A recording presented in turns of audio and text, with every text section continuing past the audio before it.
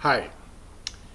Arab Spring. Well, no, it's not Arab Spring, it's Islamic ascendancy. I want to tell you about a very interesting article in Newsmax magazine by Tom Colley, where he's talking about Moslem Brotherhood, and he says the following. The Moslem Brotherhood could fairly be described as the mothership of nearly every radical Islamic group in the last century. He goes on to say that today the Brotherhood is quietly gaining influence in Egypt, Tunisia, Libya, Syria, Jordan, and Yemen, thanks in no small part to the Obama administration. The Brotherhood claims to have eschewed violence in favor of democracy, but it's not true. Former U.S. Assistant Attorney General Andrew McCarthy said the notion of an enlightened Arab Spring is a myth.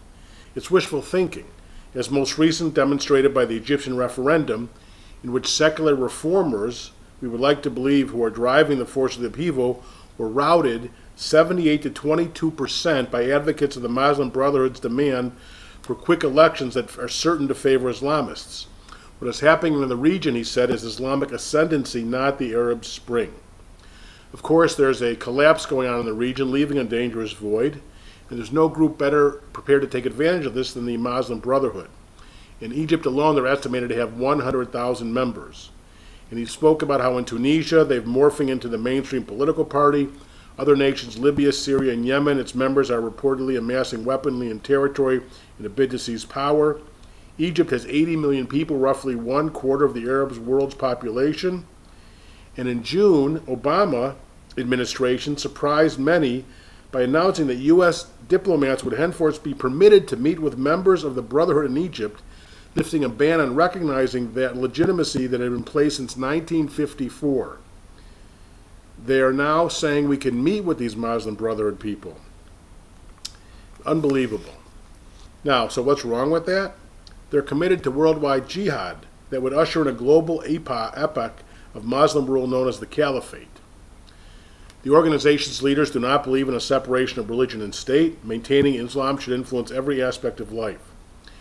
And he goes on to say if the Moslem Brotherhood appears in any way moderate, it's only in comparison to other groups that are even worse. And he goes on to list them.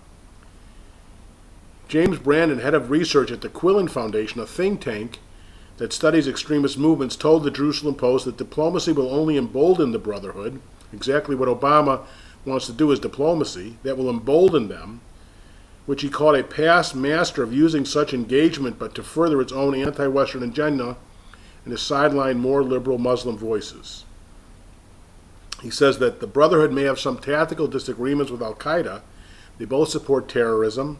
They both want Sharia implemented as the necessary precondition to Islamization of a society, ultimately uniting them under a global caliphate. That is whom the Obama administration thinks that we should talk to, the Moslem Brotherhood. This is not the Arab Spring. It's not a movement towards democracy. It's a movement towards greater tyranny, to jihadism, and an uprising of Islamization of the Arab world, a very dangerous development, aided and abetted by the Obama administration's thinking we can dialogue with the Brotherhood just like they thought we could dialogue with Iran, forestalling sanctions for so long.